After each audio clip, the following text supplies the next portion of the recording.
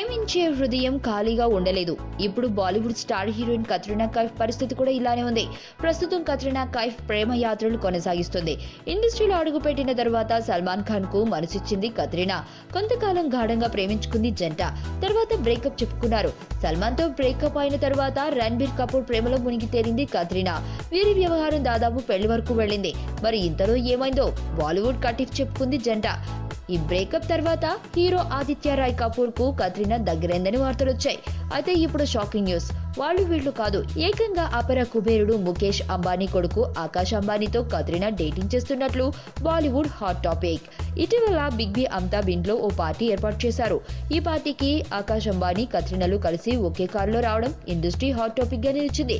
ఈ పార్టీలో కలిసి ఎంజాయ్ చేసిన ఈ జంట పార్టీ తర్వాత ఒకే కారులో తిరుగు ప్రయాణం అయ్యారట. దీంతో వీరిద్దరి మధ్య సంథింగ్ అని మాట్లాడుకుంటున్నారు బాలీవుడ్ జనాలు.